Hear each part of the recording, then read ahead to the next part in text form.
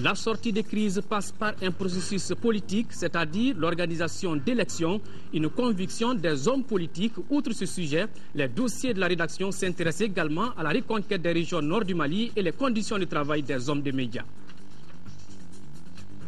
22 mars 1991, les Maliens se souviennent encore de ce vendredi noir, ouvrant ainsi la voie à un Mali démocratique.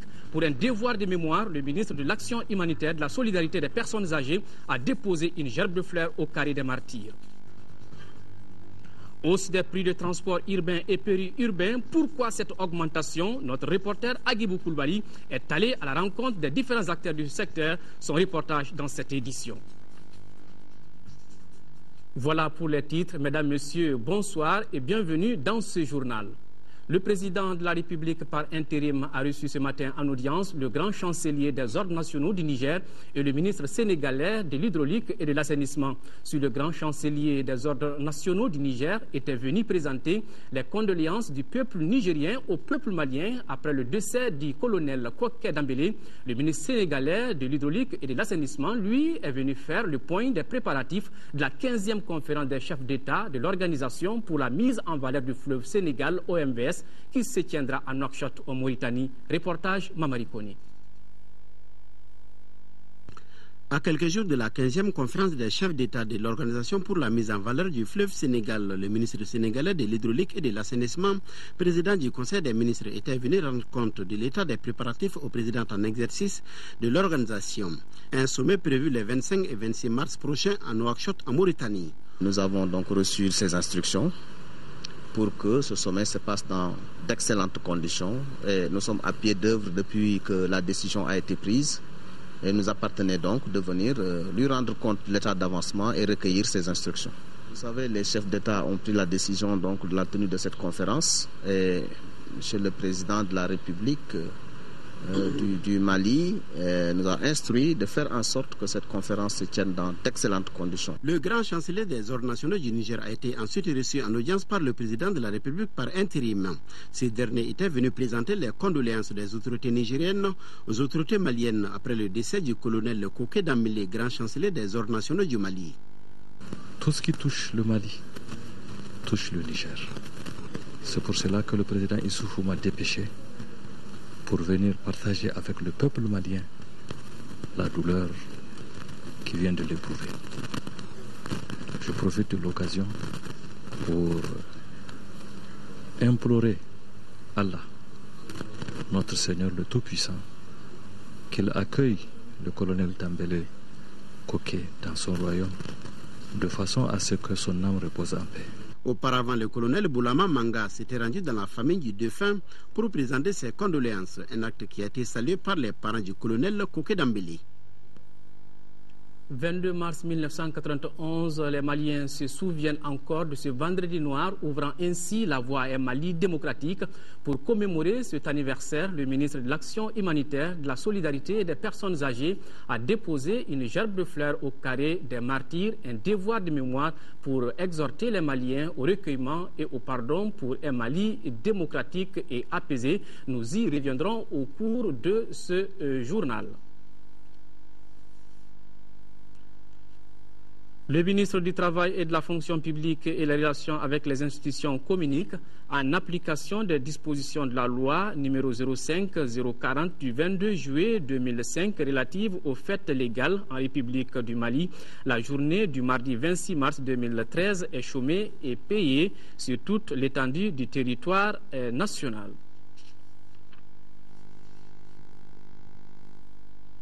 22 mars 1991, les Maliens se souviennent encore de ce vendredi noir, ouvrant ainsi la voie à un Mali démocratique. Pour commémorer cet anniversaire, le ministre de l'Action humanitaire, de la solidarité des personnes âgées a déposé une gerbe de fleurs au carré des martyrs, un devoir de mémoire pour exhorter les Maliens au recueillement et au pardon pour un Mali démocratique et apaisé. Le récit de Mohamed Diarra. C'est le vendredi 22 mars 1991 que des centaines de personnes étaient descendues dans les rues de Bamako pour dire non au régime du président Moussa Traoré. Certains ont même donné leur vie pour l'avènement de la démocratie au Mali. Hasard de calendrier, le 22e anniversaire des victimes de la répression est célébré un vendredi. Tout un symbole.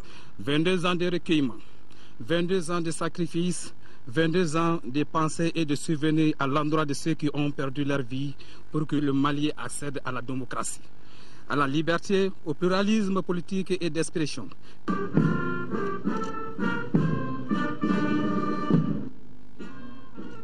En procédant au dépôt des jabs de fleurs, le ministre de l'Action humanitaire, de la solidarité et des personnes âgées ne fait que respecter une tradition. Les circonstances dans lesquelles nous sommes aujourd'hui nous appellent encore à plus de recueillement, à plus de prières, à la fois pour la mémoire de ceux qui sont disparus, que leur âme repose en paix, mais également pour notre pays, pour que nous puissions retrouver une sérénité. Une cérémonie de recueillement à laquelle ont pris part les acteurs du mouvement démocratique, les parents des victimes et plusieurs autres personnalités. Le 22 mars, on manifeste comme on le fait chaque année pour que ceux qui sont auteurs de ça, ceux qui ont commis ces crimes, sachent que nous sommes là. Nous n'avons pas oublié, nous n'oublierons pas. Et nous avons une pensée pieuse pour ceux qui sont morts pour le Mali. L'ADVR réaffirme son soutien aux institutions de la République et salue la présence des troupes étrangères qui combattent aux côtés de l'armée malienne. Dans notre édition d'hier, nous vous parlions des événements survenus dans notre pays le 22 mars 2012 avec le rappel des faits. Aujourd'hui, la rédaction s'est intéressée à d'autres aspects de cette crise. Un an après ce coup de force, les politiques jettent un regard rétrospectif sur l'évolution de la situation. Aujourd'hui, les regards sont tournés vers des élections présidentielles et législatives, des élections qui sont annoncées pour le mois de juillet prochain. Est-il possible de respecter ce calendrier? Dossier signé Bourama Traoré. Un an après le coup de force, les regards rétrospectifs des politiques sont on ne peut plus critiques. Le coup d'État, c'est un recul. C'est pourquoi la Constitution de la République du Mali prohibe le coup d'État. Dans un contexte de démocratie, même la plus imparfaite du monde, le coup d'État ne saurait être une bonne chose. Notre Constitution qualifie le coup d'État de crime. Le coup d'État du 22 mars 2012 a permis au Mali d'être débarrassé des régimes corrompus et fraudeurs. Il s'agit aujourd'hui pour les Maliens de tirer les leçons de ce recul de la démocratie et de faire en sorte que cette situation ne se reproduise plus dans notre pays qui sort lentement mais sûrement de la crise politico-sécuritaire. Avec l'intervention française, qui a besoin d'être consolidé, d'être renforcé, mais de s'appuyer fondamentalement sur l'armée malienne, qui a besoin d'informations, qui a besoin d'appui aérien, de formation. J'en suis sûr que les Maliens ont les moyens de se relever. Il faut que nos troupes soient davantage équipées, que l'esprit de corps revienne dans l'armée, le patriotisme, le courage et l'esprit de combat, qui signifie aussi de ne pas donner un pouce de terrain à l'ennemi. Je crois qu'aujourd'hui, la sortie de la crise passe par un processus politique. Il faut aller aujourd'hui à des élections. Je pense que les deux missions du gouvernement actuel, des autorités de la transition, étaient la libération du Nord et également l'organisation des élections. Ces élections sont prévues avant la fin du mois de juillet selon les autorités de la transition. Mais les conditions sont-elles réunies pour respecter ces calendriers? La réponse des politiques est mitigée. Techniquement, je pense que c'est faisable. C'est en toute responsabilité que les autorités ont mentionné dans la feuille de route adoptée par l'Assemblée nationale. Et j'espère que chacun s'emploiera pour que les dates soient respectées. Mais il y a un certain nombre de conditions, notamment la relecture du code électoral, la recomposition de la CENI, les dispositions pour distribution transparente des cartes d'électeurs. Là où nous sommes, notre territoire n'est pas encore revenu, à plus forte raison pacifié, à plus forte raison organisé. L'administration n'est nulle part dans les régions du Nord. Les populations ne sont pas retournées chez elles. Nous sommes perplexes pour qu'il y ait des élections transparentes, crédibles. Il faut que ceux qui organisent ces élections soient au-dessus de tout soupçon. Nous devons tout faire pour que ce calendrier soit respecté. Maintenant, l'impossible est tenu. Mais aujourd'hui, nous devons nous préparer à aller à ces élections pour avoir des autorités légitimes. Ce qui devra permettre au Mali de refermer cette page douloureuse de son histoire et de reprendre toute sa place sur la scène internationale. Autre dossier, parlons maintenant de la reconquête du Nord. Ils n'ont pas pu résister aux forces de frappe de l'armée malienne appuyées par les forces françaises et celles de la MISMA. Les terroristes qui ont occupé le 2/3 du territoire malien ont fini par se retrancher dans le massif de l'Adra des Iforas, transformé en sanctuaire. On se rappelle, la reconquête des régions sous occupation a débuté le 11 janvier avec l'opération Serval. 70 jours après le lancement des opérations, les régions de Tombouctou, Gao et certaines villes de la région de Mopti sont libérées. Les combats se poursuivent dans le massif des Iforas. Les forces maliennes et celles de la MISMA sécurisent les villes reprises. Aujourd'hui, dans les régions libérées, les populations sont partagées entre joie et inquiétude suite aux attaques asymétrique. Mohamed Diarra. Il y a un an, les 2/3 du Mali tombaient entre les mains des terroristes et autres narcotrafiquants. Pendant près de 10 mois, les populations des régions occupées ont souffert le martyre. Amputation, flagellation, lapidation, viol, séquestration et autres atrocités rythmaient la vie au quotidien des populations des localités sous occupation. Comme si cela ne suffisait pas, les djihadistes décident de progresser vers le sud avec l'attaque de la ville de Konna le 10 janvier 2013. Et c'est la goutte d'eau qui a fait déborder le vase. À la demande du président de la République par intérim, Djonkouda Traoré, la France décide d'intervenir au Mali conformément à la résolution 2085 des Nations Unies pour stopper l'avancée des djihadistes. Ce fut le début de l'opération Serval. Dans la nuit du 11 au 12 janvier, des avions de chasse, les hélicoptères français entrent en action en appui à l'armée malienne. Dès lors, les choses s'accélèrent. L'armée française bombarde les repères et caches d'armes des terroristes. Au même moment, l'armée malienne continue le ratissage et la sécurisation des villes reprises. Le 21 janvier, l'armée malienne et les forces françaises libèrent les villes de Djabali et Douanzan. Requinqués par cette première victoire, la montée en puissance permet de libérer respectivement les 27 et 28 janvier 2013 les villes de Gao et Tombouctou presque sans combat. Nous sommes intervenus très rapidement. La première chose, c'était de stopper les groupes armés terroristes, ce que nous avons fait, avec finalement une rapidité et un certain succès.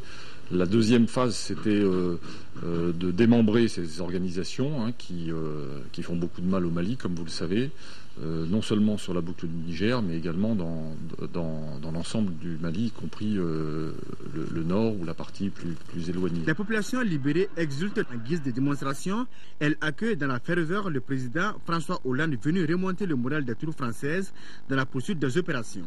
Après 70 jours d'opération, la plupart des repères des terroristes sont détruits et l'heure est maintenant à la sécurisation des villes reprises. Sur l'aspect militaire, nous disons que ça se passe sous la forme de ce que nous appelons contrôle de zone. Ça veut dire que nous avons récupéré le secteur et nous interdisons à l'ennemi de se manifester sous quelque forme que ce soit. Face à la puissance de feu de l'armée malienne et de ses alliés, les djihadistes changent de stratégie en s'adonnant à la guerre dite asymétrique. Ainsi intervient le premier attentat suicide dans l'histoire du Mali. La bataille n'est donc pas terminée. Les djihadistes se retranchent dans le massif de l'Adra des Iforas, leur principal sanctuaire. L'opération est menée par les forces françaises appuyées par les troupes tchadiennes. Et dans la logique qui se dessine, la MISMA doit être transformée en mission onusienne de maintien de la paix. Parallèlement à ce processus, les pays européens se mobilisent autour de l'armée malienne, au terme d'un programme bien défini. Il est nécessaire de former l'armée malienne aujourd'hui parce qu'elle a besoin de retrouver une capacité opérationnelle qu'elle a perdue. Lentement mais sûrement, le Mali recouvre son intégrité territoriale. La conviction des autorités ainsi que celle des pays amis est claire: en finir avec les terroristes et les narcotrafiquants dans tout le Sahel. Et la presse malienne dans tout ça, comment elle se porte? En tout cas, ces hommes et femmes de médias travaillent dans des conditions souvent très difficiles. Le dossier sur la presse est signé Adama Kodjo. 22 mars 2012, 22 mars 2013, il y a déjà un an que le Mali connaît une nouvelle ère de son histoire. La crise dans le pays n'a pas épargné la presse dans son ensemble. Les conditions de travail des hommes des médias se sont considérablement dégradées.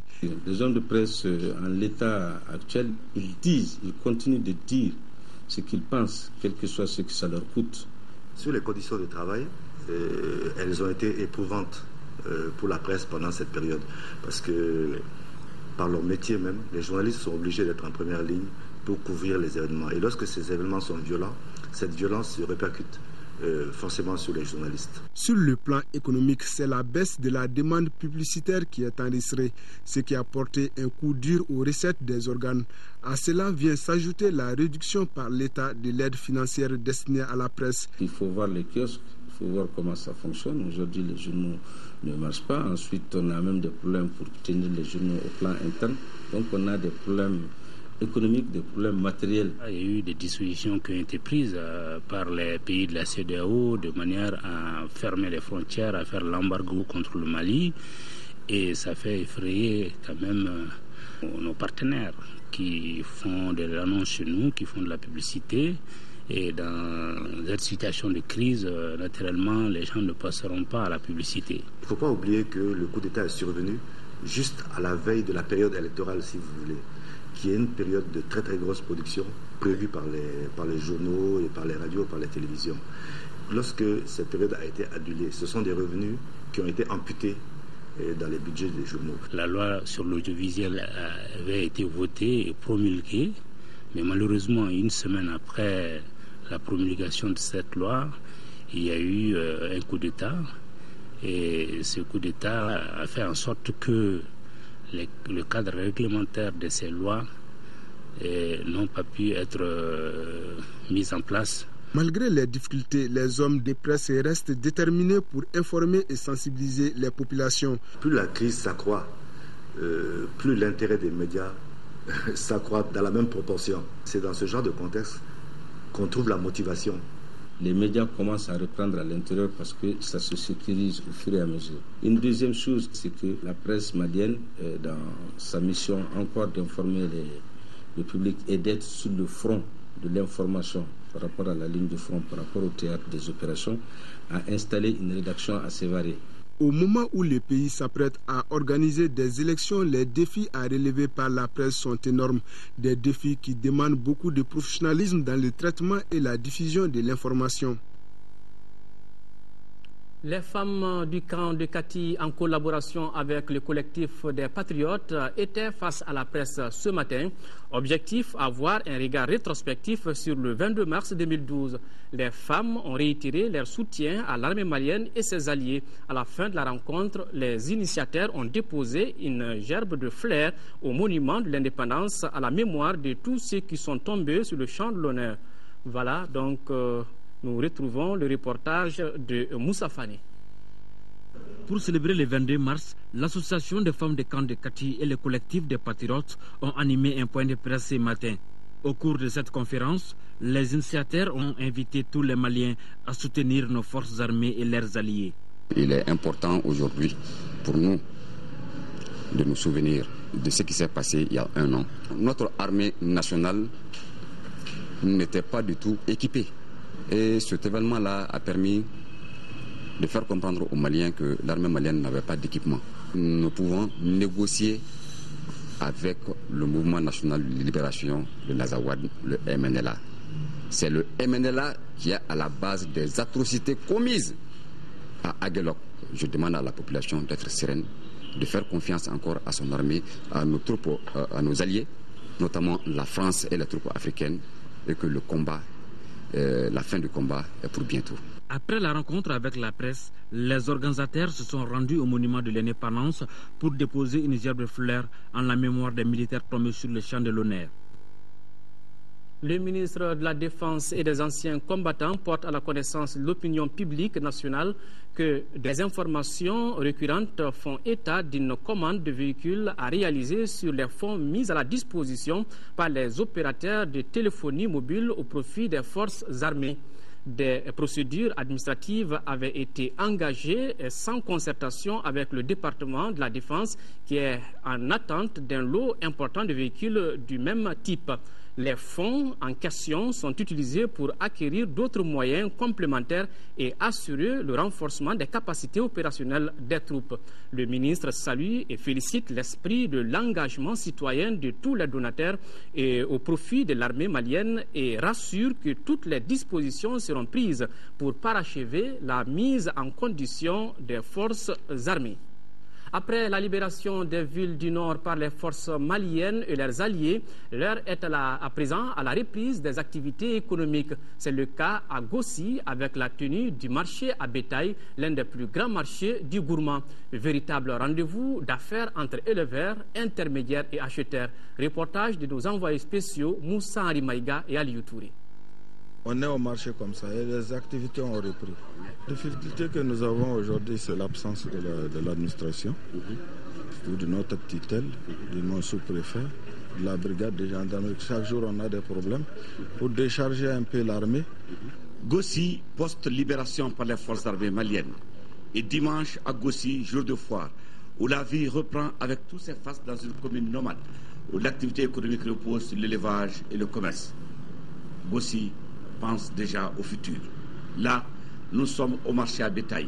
Un vrai régal pour les yeux, pour apprécier ovins, caprins, camelins et bovins bien en chair et de race pure, à perte de vue, autour desquels un vrai business s'installe entre vendeurs, intermédiaires et acheteurs. Il dit que ça va servir de monture pour les déplacements, pour ces déplacements. Ce chameau a coûté combien? 300 000 francs. C'est l'argent que tu as comme ça? Oui, c'est l'argent que j'en ai comme ça.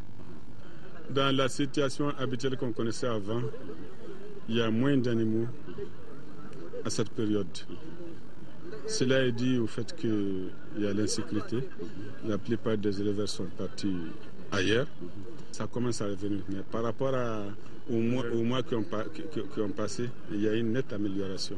Les prix sont vraiment acceptables. Les prix sont acceptables parce que quand on vend un bœuf à 350 000, c'est vraiment acceptable. Les prix sont bien. Nous payons des taxes à la mairie, soit 1 700 000 dans l'année. Mais le problème qu'on a en tant qu'association, c'est que ce marché que vous voyez, il est près de 4 hectares. On a demandé au gouvernement et aux bailleurs de fonds de nous construire un marché digne de ce nom. On a obtenu ce financement de la construction d'un complexe à bétail à quelques 2 km d'ici. Mais malheureusement, ce n'est qu'un hectare. Donc, c'est un manque à gagner pour nous. Quand on quitte 4 hectares pour aller s'installer dans 1 hectare, c'est vraiment un manque à gagner. Les gens, ils ont d'énormes problèmes. Ils amènent de l'eau en ville. Et là, les bidons de 20 litres est vendu à 250-300 francs. Bâti sur un espace de 4 hectares, exigu depuis toujours, le marché à bétail de Gossi est, selon les éleveurs, le plus important dans cet espace géographique de Gourmand, recevant plus de 1000 têtes d'animaux chaque dimanche.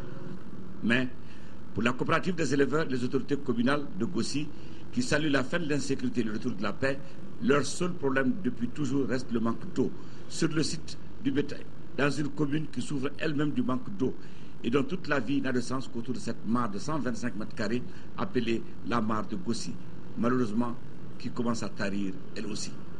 Ça fait vraiment pitié et ça fait même pleurer parce que qui connaît cette mare dans les années 60 et la voir dans cet état aujourd'hui, rien ne nous laisse que de pleurer parce que c'est l'une des meilleures mares dans le Gourmand. Elle a un potentiel extraordinaire pour les populations, pour les bétails et aussi pour les éléphants, tout l'écosystème. Cette mare, en réalité, c'est de l'or pour nous. Donc vraiment, l'appel que je lance à tous ceux qui peuvent apporter leur apport à cette mare, en surcreusement et même en appui aux gens qui font du boubou. Assurer la veille météorologique pour protéger les personnes et les biens, tel est le thème cette année de la journée météorologique mondiale. Chaque année, le 23 mars, l'Organisation météorologique mondiale, avec ses 191 membres, célèbre cette journée qui a pour objectif de contribuer à prévenir les catastrophes naturelles et à réduire le nombre de victimes et des dégâts causés par les aléas climatiques. À cet effet, nous vous proposons d'écouter le message du ministre de l'Équipement et des Transports. Il est au micro de Khadija Toukone.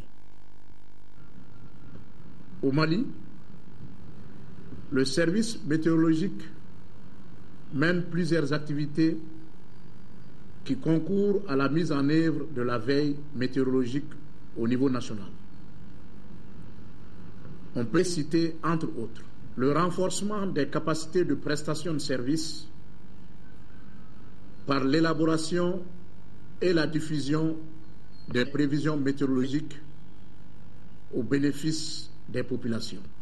La réalisation des actions de pluie provoquées permettant de réduire les risques de déficit d'eau. Mes chers compatriotes, notre service météorologique continuera, sans nul doute, de s'acquitter pleinement de ses fonctions d'appui au programme de développement économique et social du pays à travers la transformation de l'information météorologique en conseil pratique d'aide à la décision. Dans le même registre, les responsables de l'Agence nationale de la météorologie ont organisé une conférence débat à la Maison de la Presse ici. Les missions de l'agence et l'intérêt de la veille météorologique sont les sujets débattus au cours de cette rencontre. Agali Agagissa. C'est pour donner plus de visibilité aux actions de l'Agence nationale de la météorologie que les responsables ont initié cette conférence débat. Cette rencontre s'inscrit dans le cadre de la célébration de la 50e édition de la Journée météorologique mondiale. Il s'agit de commémorer l'entrée en vigueur de la Convention de l'Organisation météorologique mondiale. L'objectif de la célébration de la Journée météorologique mondiale est de faire connaître davantage à l'ensemble de la communauté l'évolution du climat et ses impacts. Cette journée est donc l'occasion privilégiée de mettre en avant le travail que les services météorologiques et hydrologiques nationaux accomplissent au quotidien pour surveiller, analyser et prévoir le temps. Assurer la veille météorologique pour protéger les personnes et les biens est le thème retenu pour cette édition. La veille météorologique s'inscrit dans une dynamique de prévention face à la variabilité et au changement climatique. Cette veille nous donne des informations sur les phénomènes dangereux susceptibles de créer des désagréments sur les activités économiques et sur la vie des personnes.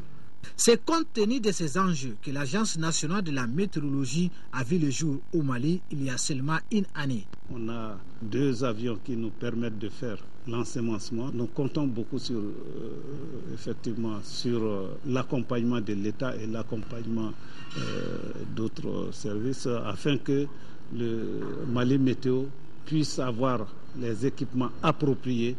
L'Organisation météorologique mondiale a remplacé l'Organisation météorologique internationale qui existait depuis 1873. Vivement les premières pluies pour dissiper cette grande chaleur. Autre commémoration en prélude à la journée mondiale de lutte contre la tuberculose célébrée le 24 mars. L'Organisation mondiale de la santé a organisé ce matin une conférence de presse à son siège. Avec les journalistes, les responsables de l'OMS et du ministère de la Santé ont échangé sur les difficultés rencontrées en 2012, les difficultés liées à l'arrêt de financement du Fonds mondial Youssouf Diakité. Ces difficultés sont principalement relatives à l'arrêt des financements du Fonds mondial dont les conséquences sont bien visibles. L'insuffisance des fonds pour les sessions de monitorage et de supervision, des formations des nouveaux agents. À cela, il faut ajouter la démotivation du personnel. Actuellement, on a très peu de moyens pour mener sur le terrain les supervisions et on n'a pas aussi de ressources financières pour mener le monitorage au niveau des régions et au niveau national. Ces informations sont partagées par les différents responsables impliqués, notamment les coordinateurs nationaux de lutte contre la tuberculose, la conseillère chargée de la tuberculose à l'Organisation mondiale de la santé et le représentant du directeur national de la santé. L'Afrique supporte une charge disproportionnée de cette maladie, avec 26% des nouveaux cas enregistrés chaque année dans le monde. La tuberculose étant la cause de près de 40% de tous les décès d'adultes infectés par le VIH.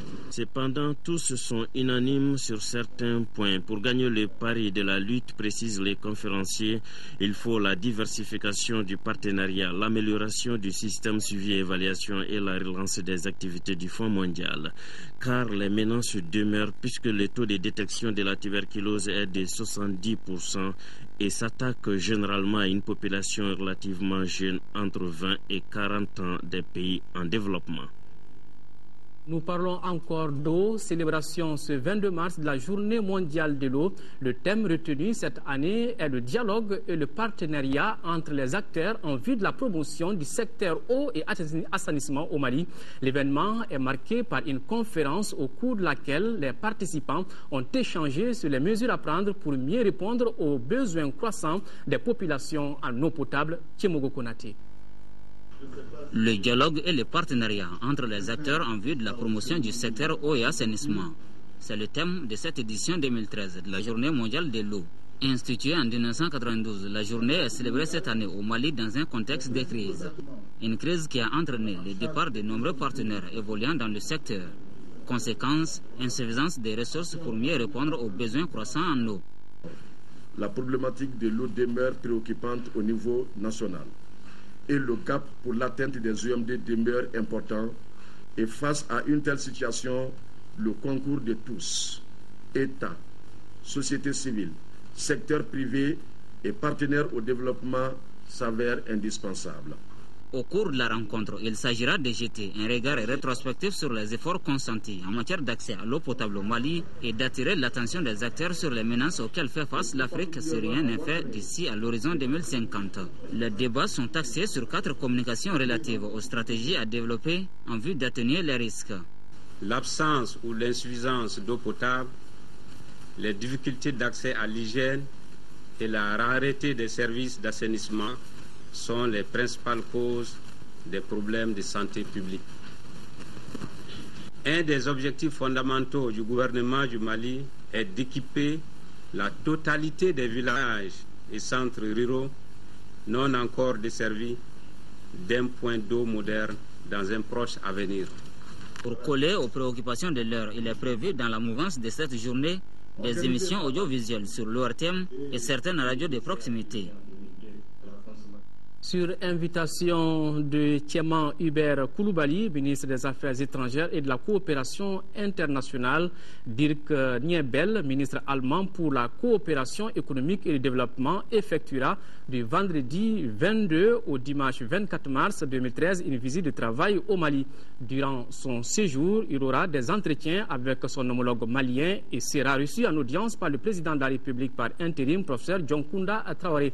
Le ministre allemand se rendra également à Mopti où il rencontrera les autorités régionales et procédera à la remise de dons humanitaires.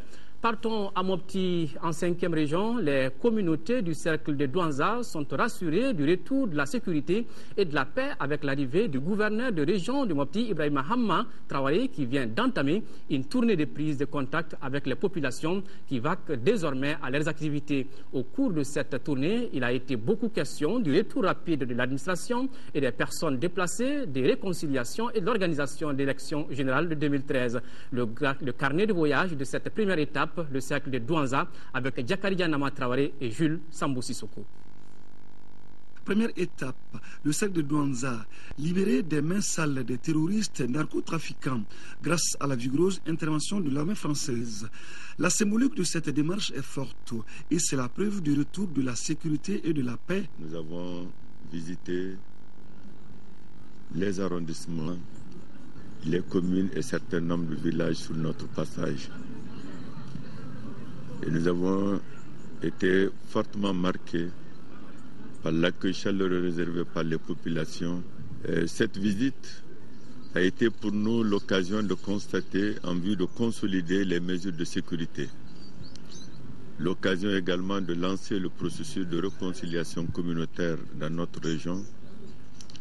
Et enfin, de commenter la feuille de route en vue de préparer les prochaines élections présidentielle et législative dans notre région comme sur l'ensemble du territoire national.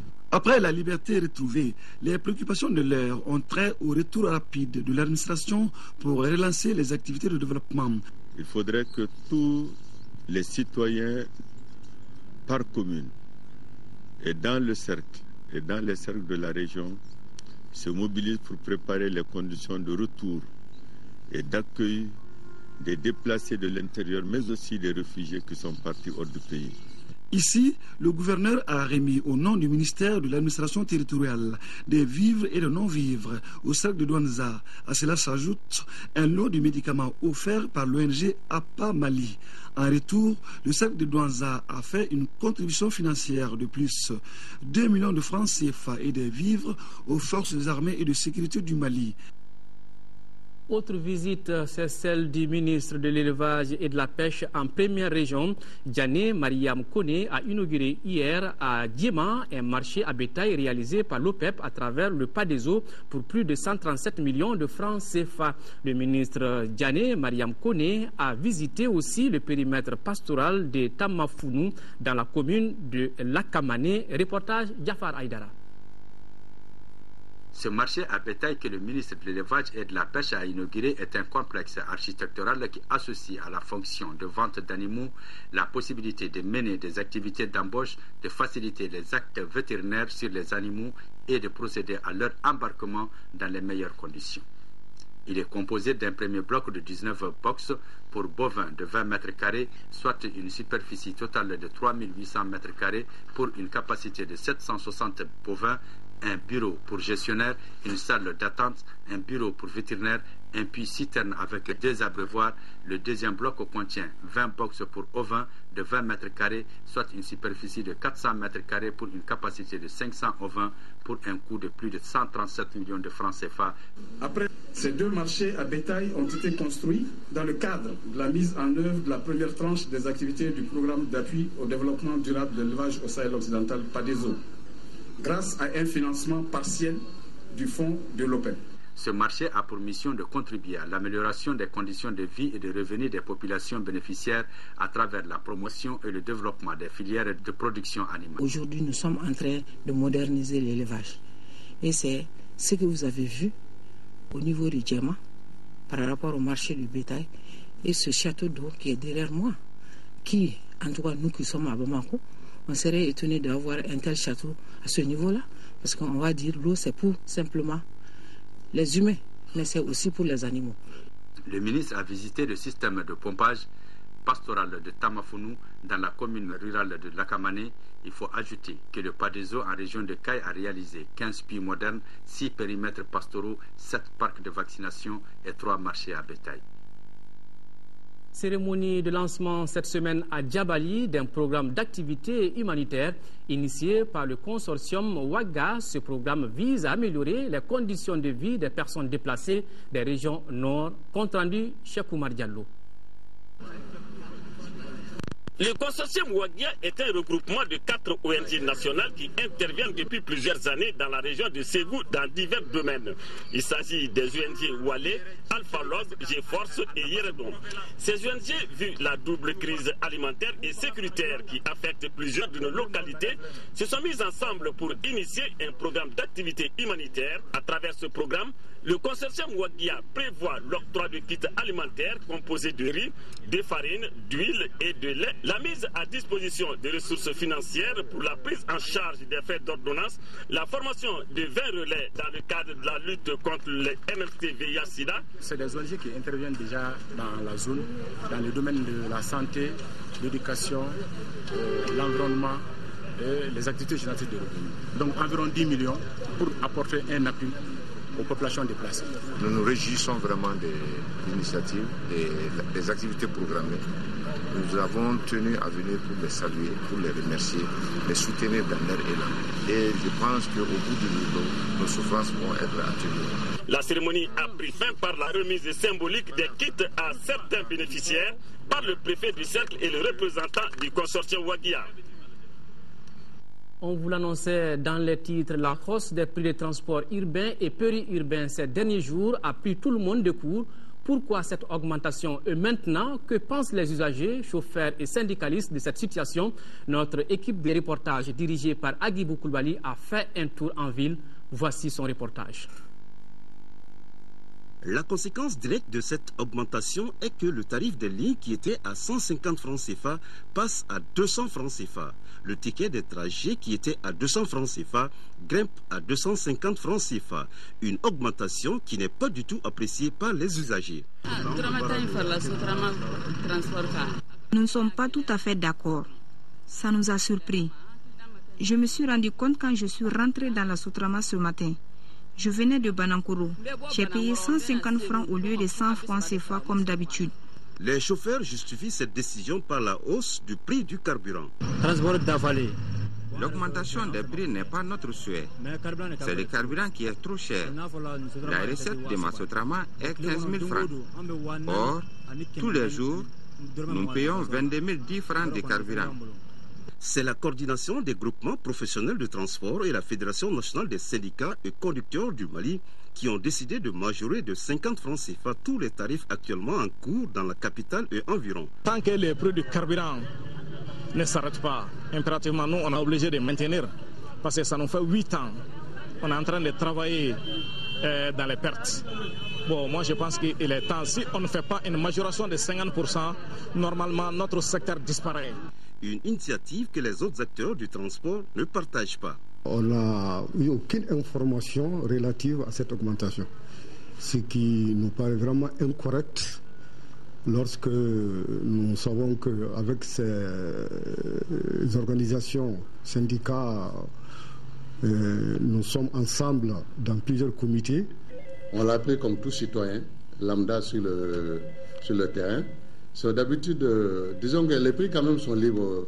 Il y a beaucoup de prix qui sont libres au Mali, mais d'habitude pour des points sensibles comme le transport collectif urbain, d'habitude nous faisons des négociations et on aboutit à quelque chose et puis là on l'applique. Mais cette fois-ci, je pense que ça a été unilatéral. Nous n'avons pas, en tant que structure chargée de la régulation de la circulation et des transports, nous n'avons pas été associés à cette décision. Nous n'avons pas été donc associés, nous n'avons pas été impliqués. C'est une mesure que nous avons apprise comme ça en ville, comme vous et nous.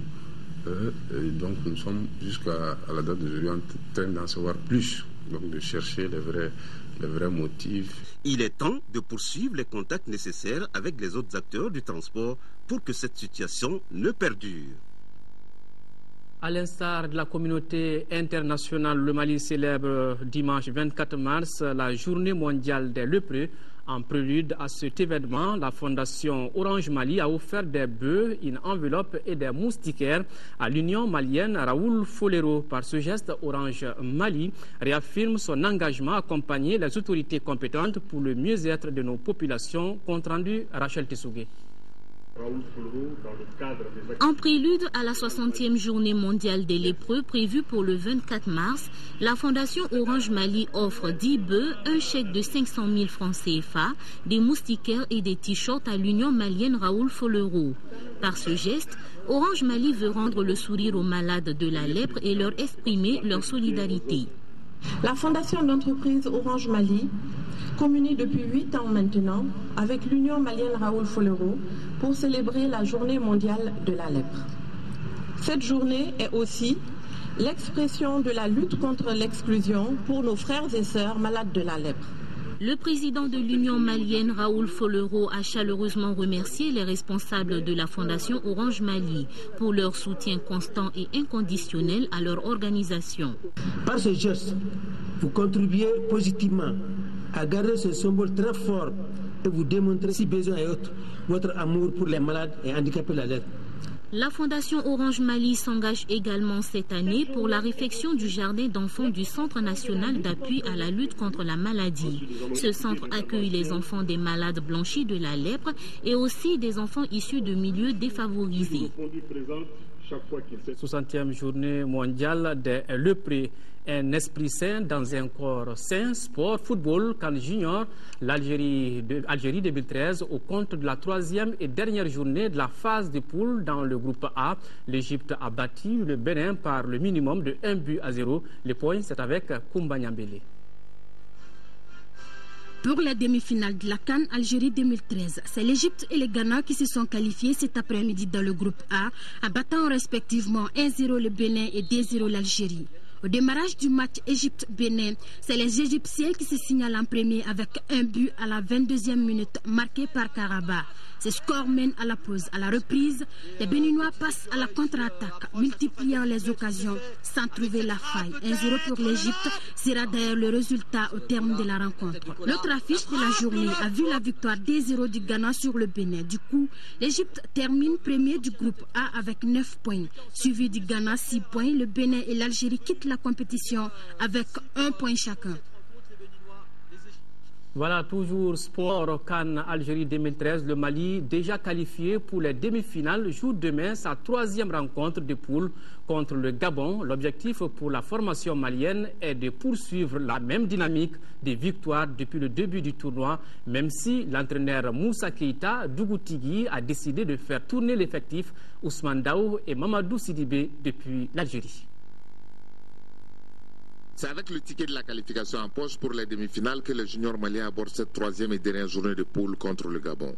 Dans ce match sans enjeu pour Ali Rango et ses partenaires, l'entraîneur malien procédera certainement à une revue de troupes pour permettre au cadre de sa formation de souffler un peu, mais aussi de donner du temps de jeu à ses remplaçants pour consolider davantage l'esprit de groupe et de montrer à tout le monde qu'ils sont concernés par ces différents plans de jeu. C'est pourquoi il insiste sur la rigueur et la solidarité à travers ces différentes causeries avant-match. Oublier les 2 rencontres précédentes en corrigeant les lacunes de l'équipe tout en cherchant à consolider les forces pour ne pas tomber dans la facilité après la qualification en demi-finale. Tel est le leitmotiv pour cette confrontation contre le Gabon. Cette partie Mali-Gabon se jouera à Aïn Tebouchent, la 2e ville qui abrite le tournoi et base du groupe A. La localité est située à 70 km d'Oran. L'autre rencontre de notre groupe opposera le Nigeria et la RD Congo à Oran. Après 2 journées, le Mali est en tête avec 6 points. Deuxième, le Nigeria 3 points. Le Gabon occupe la 3e place avec 1 point. Et la RD Congo ferme la marche avec 1 point. Voilà, on sent la force dans les jambes. C'est tout pour cette édition. Merci de l'avoir suivi. Merci également à tous ceux qui ont aidé à sa réalisation. Demain 13h, retrouvez Nyanya Aliou Traoré à 20h, Aïssata Ibrahim Maïga. Alors, c'est tout pour cette émission. Tous derrière les forces armées de sécurité et leurs alliés pour la victoire finale. Retrouvez cette édition en tapant sur notre site www.ortm.ml. Qu'Allah bénisse le Mali. Au revoir.